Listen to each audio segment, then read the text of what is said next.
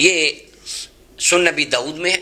4607 number, اور دارمی میں 96 number حدیث ہے، سنن ابن ماجہ میں 42، 43، 44 نمبر، ایک ترتیب سے یہ روایات، صحیح ابن حبان میں، امام حاکم 5 جگہ پر مستدرک میں اس کو لائے ہیں، مسند احمد بن حنبل میں بھی 5 جگہ پہ ہے، اور مسند بزار میں بھی یہ روایت۔ حضرت ارباز بن ساری رضی اللہ عنہ فرماتے ہیں نبی کریم صلی اللہ علیہ وسلم نے ایک دن نماز پڑھائی اور واعظ فرمایا، بڑا شاندار، حضور کی ہر بات شاندار ہوتی ہے، لیکن وہ کمال تھا کہ لوگوں کی آنکھوں سے آنسو جاری ہو گئے، دل ڈر گئے۔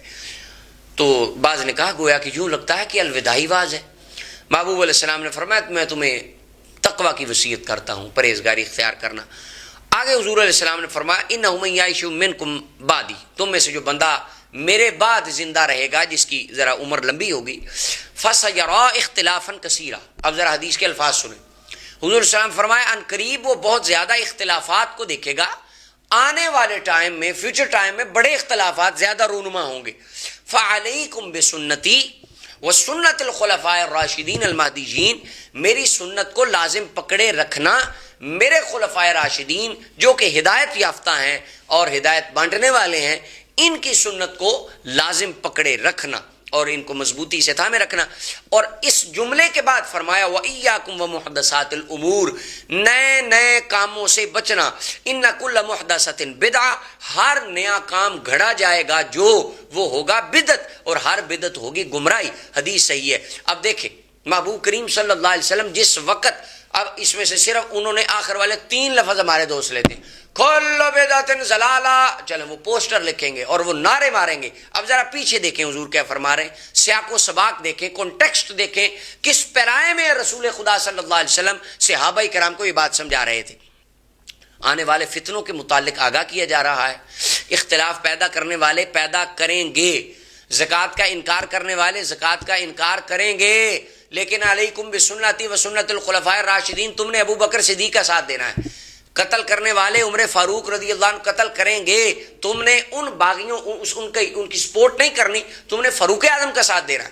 باغی آئیں گے، بغاوت کریں گے عثمان کے خلاف، لیکن تم نے ان کی سپورٹ نہیں کرنی۔ بسنت الخلفاء الراشدین، تم نے عثمان غنی کے ساتھ رہنا ہے، کیونکہ وہ یہ عقیدہ لے کے آئیں گے کہ حضرت عثمان کو قتل کر دو، ان کا یہ عقیدہ ہوگا بدعت، کیونکہ یہ عقیدہ ہوگا ان کا اپنا گھڑا ہوا، ان کے پاس دلیل کوئی نہیں ہوگی۔ تو لہذا علیکم بسنتی پہلے اور بعد میں کل بدعت ضلالہ، یعنی کیا معنی بنا، خلفائے راشدین کے مقابلے میں جو لوگ امت میں اختلاف پیدا کریں گے رسول اللہ ان کو بدعتی فرما رہے ہیں۔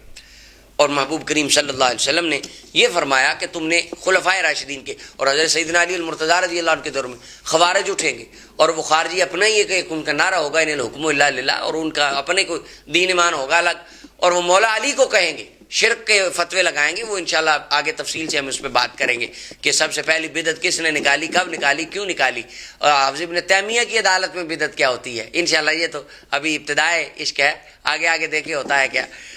اچھا اب دیکھیں ہمارے دوستوں، اب یہ تھی وہ حدیث، ہمارے دوستوں نے جب دیکھا کہ یہ پاک و ہند کے مسلمان، دنیا عرب کے مسلمان، فلسطین کے مسلمان، یمن کے مسلمان، انہوں نے دیکھا کہ ان مسلمانوں میں زکوٰۃ کا منکر بھی کوئی نہیں ہے، اور یہ حاکم وقت کے قتل کو جائز بھی نہیں سمجھتے کہ یہ اٹھیں اور قتل کر دیں، دہشت گردی کی یہ تنظیمیں بنائیں۔ یہ تو بیچارے درود پڑھتے ہیں، میلاد مناتے ہیں، کھانا بانٹتے ہیں، نعرے مارتے ہیں، اولیاء اللہ سے محبت کرنے والے لوگ ہیں، اور ان کے اندر کوئی یہ دہشت گردی کی تنظیمیں بھی نہیں بنائی جاتی، اور ان کے مدارس میں یہ سپورٹ بھی نہیں کی جاتی، اور یہ وہ طبقہ ہے جو کبھی بھی حکومت کو دستیاب نہیں رہا کہ ان کے مدرسے حکومت سے چندہ لے کے اور نام نہاد مجاہد تیار کریں، اور نہ یہ خوارج کی طرح ان الحکم الا للہ کا کوئی علم بلند کرتے ہیں۔ یہ تو اصال ثواب کرنے والے، کھانا بانٹنے والے، درود پڑھنے والے، اللہ اللہ کرنے والے لوگ ہیں۔ تو اب ان کے اوپر یہ شرک اور بدعت کی توپ کیسے چلائی جائے، تو انہوں نے یہ ان روایات میں سے آدھے آدھے ٹکڑے اٹھائے اور ان کو سیاق و سباق سے ہٹایا، اور نبی کریم صلی اللہ علیہ وسلم کی مراد کو بدلا، اور یہودیوں کی طرح آدھی باتیں لے کر آدھی چھپا ڈالی، اور انہوں نے رکھ کے وہ توپ پوری امت محمدیہ کے اوپر چلا دی۔ کل بدعت ضلالہ، اور میلاد کرنے والے بھی جہنمی، اور جو ماں باپ کی قبر پہ اصال ثواب کرے وہ بھی بدعتی اور وہ بھی جہنمی، عرس کر لے وہ بھی جہنمی، جو اولیاء اللہ کا ذکر کر لے، ان کے محفل منعقد کر لے وہ بھی جہنمی۔ تو جو جہاں جہاں ہے، جو کرتا ہے، اب یمن میں والے، بحرین والے، فلسطین والے، پاکستان والے، انڈیا والے، انڈونیشیا والے، یہ سارے نبی کریم صلی اللہ علیہ وسلم کے میلاد پہ جلوس کرتے ہیں. انہوں نے کہا کھول لو بدعت، بس پوری دنیا کے مسلمان سب جہنمی گمراہ ہیں اور بدعتی ہیں، ہم اکیلے مسلمان ہیں. اور اس نظریے کا مقصد صرف اور صرف امت محمدیہ میں فساد اور ایک بربریت پھیلانا تھا. اور یہ ایک خاص مخصوص قسم کی آئیڈیالوجی آج سے تقریباً 100 سال پہلے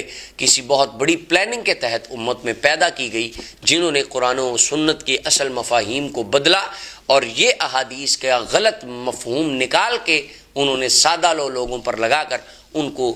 شرک اور بدعت اور جہنم کی وعیدیں بانٹی اور ان کو سرٹیفکیٹ بانٹ دی انہوں نے مشرک، کیونکہ ان کا مطمع نظر ہی امت محمدیہ کو مشرک اور بدعتی قرار دینا تھا. تو اللہ تعالیٰ کی بارگاہ میں ہم دعا کرتے ہیں اللہ تعالیٰ ہمیں قرآن و سنت کا وہ فہم اور وہ مراد سمجھنے کی توفیق دے جو حقیقی مراد رسول کریم صلی اللہ علیہ وسلم کی تھی. احادیث جب پڑھا کریں، یا اگر کوئی اسٹوڈنٹ میری اس بات کو سن رہا ہو تو اس سے میری گزارش ہے قرآن کی آیت اور رسول کریم صلی اللہ علیہ وسلم کی حدیث، یہ دو چیزوں کو زندگی میں جب کبھی پڑھیں تو ذرا غور کریں کہ یہ بات کب فرمائی گئی، اس وقت حالات کیا تھے، اس وقت یعنی آپ یہ کہہ لیں اسٹریٹ آف ورڈ کیا تھی، یعنی لوگوں میں کیا چل رہا تھا، اور یہ بات فرمانے کی ضرورت کیوں پیش آئی اور کن لوگوں کو کہا گیا، جس وقت کہا گیا تو انداز کیا تھا. ان چیزوں کو غور کر کے اگر ہم قرآن کریم کی آیات اور نبی کریم صلی اللہ علیہ وسلم کی حدیث کو سمجھیں گے تو اللہ تعالیٰ کے فضل سے ہمارا سینہ قرآن و سنت کے لیے روشن ہوگا. اللہ تعالیٰ ہمیں قرآن و سنت کا صحیح معنوں میں فہم عطا فرمائے.